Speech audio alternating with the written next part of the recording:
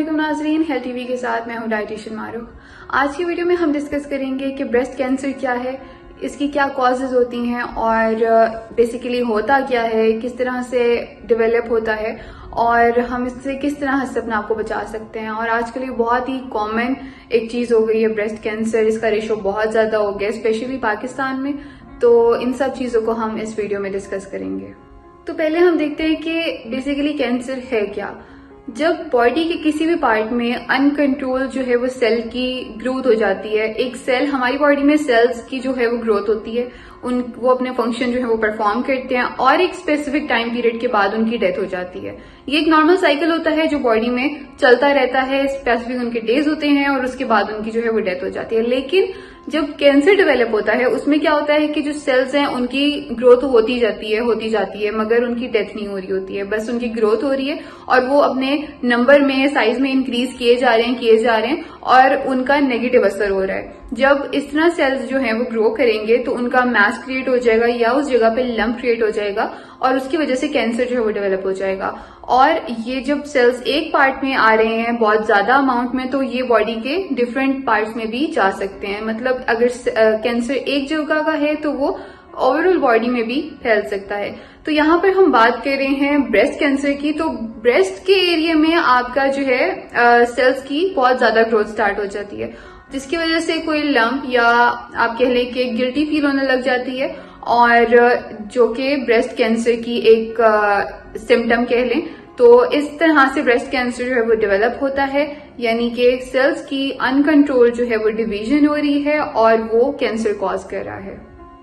अगर इसकी कॉज की बात की जाए तो जो कैंसर होता है वो उसकी कोई एक रीजन नहीं होती है, उसकी कोई एक कॉज नहीं होती है, उसकी मल्टीपल फैक्टर या मल्टीपल जो रीजंस होती हैं वो मिल के कैंसर को उसके रिस्क को इंक्रीज करती हैं। लेकिन मोस्ट ऑफ द केसेस में जो कैंसर की रीजन या कॉज कह लें वो अननोन रहती है। मतलब आपको नहीं पता चलता कि कैंसर क्यों हुआ, कैसे, कब। बहुत सारे लोगों को बहुत बाद वाली स्टेजेस में जाके पता चलता है।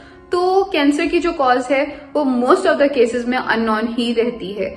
इसी तरह जो ब्रेस्ट कैंसर है उसकी कॉज भी अगर हम इसके फैक्टर्स की बात करें तो उसमें आ जाएगा कि जेनेटिकली कुछ लोगों की जीन्स में होता है, किसी की मदर को, ग्रैंड मदर, इस तरह करके उनकी जीन्स में चलती एक चीज आ रही होती है, तो वो एक वजह बन सकती है। और इसके अलावा अगर जो हार्मोन्स होते हैं उनका अगर इम्बैलेंस हो जाए तो वो भी एक वजह बन सकती है। आपकी अगर फूड चॉइसेस गलत हैं, आप बहुत ज्यादा चिकनाई वाली चीजें खा रही हैं, तो ये भी एक कॉज हो सकती है। इसके अलावा अगर इफ यू आर ओवरवेट और आपका वजन बहुत ज्यादा है, आप एक्सरसाइज नहीं कर रहे हैं, तो ये भी कॉज हो सकती है। तो बात वही है कि मल्टीपल जो कॉजेज हैं, अगर वेट ज्यादा है, वेट क्यों ज्यादा है? क्योंकि आपकी डाइट ठीक नहीं है, डाइट ठीक नहीं होगी तो आपके हार्मोन्स जो होंगे वो इम्बैलेंस हो जाएंगे। तो ये सारी जो कॉजेज हैं, सारे जो फैक्टर्स हैं वो आपस में मिल के फिर जो है वो कैंसर डेवलप करवा देते हैं। तो इसकी बहुत सारी रीजंस हो सकती हैं। नींद जो है वो ऊपर नीचे उसका है शेड्यूल नहीं, आपकी नींद सही नहीं है या स्ट्रेस बहुत ज्यादा है। तो इसके जो कोई एक रीजन नहीं है, बहुत सारी रीजंस इकट्ठी होकर तो ये जो है कैंसर को डेवलप कर सकती हैं। लेकिन एग्जैक्ट रीजन, एग्जैक्ट इसका जो एक मेन रीजन आप कह लें वो अननोन ही होता है।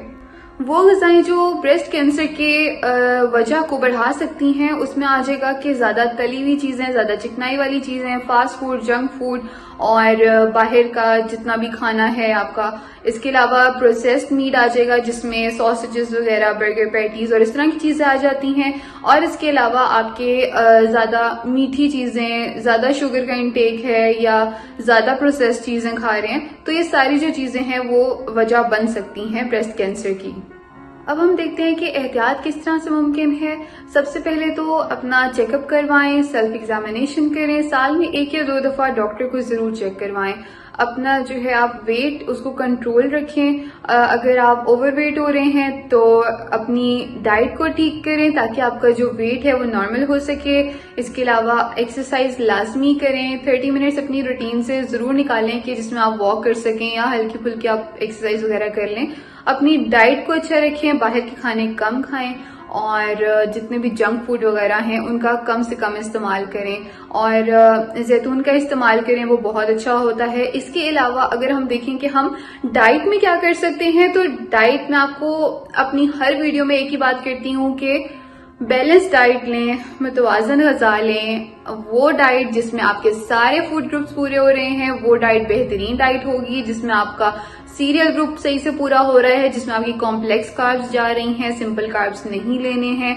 कॉम्प्लेक्स कार्ब्स में आपके आ जाते हैं जो गंदम और वो सारा कुछ जो आपकी घर की रोटी है, और जो बाकी जो दूसरे कार्ब्स होते हैं उसमें आपका आ जाएगा कि रिफाइंड कार्ब्स कह रहे हैं, जिसमें आपकी बाहर से बनी हुई चीजें आ जाएंगी, बेकरी आइटम्स आ जाएंगी, वो सारा कुछ आपके आप इसको ये कह लें कि थोड़े बुरे कार्ब्स, ठीक है, हम इसको ये नाम दे लेते हैं। तो आपने अच्छे कार्ब्स खाने हैं। इसके अलावा आपने दालें वगैरह, प्रोटीन का जो है वो सोर्स आपने प्लांट साइड से भी लेना है और एनिमल सोर्स भी आपने लेना है, अंडे वगैरह और ये सारा कुछ, ठीक है। इसके अलावा डेयरी का जो ग्रुप है उसमें से भी आपने दही, दूध वगैरह इस सब का इस्तेमाल लाजमी करना है अपनी डेली रूटीन में, और नट्स का इस्तेमाल करें, ग्रीन टी पिएं, ये सारा कुछ बहुत बेहतरीन है। बस बैलेंस डाइट लें, अपनी डाइट बेहतरीन रखें, तो इंशाल्लाह कोई भी मसला आपकी बॉडी में ऐसा नहीं आता है अगर आपकी डाइट अच्छी होती है। उम्मीद है आपको आज की वीडियो पसंद आई होगी। वीडियो के हवाले से फीडबैक देना मत भूलिएगा। मुझे और हेल्थ टीवी को अपनी दुआओं में याद रखिएगा। अगली वीडियो तक के लिए अल्लाह हाफिज।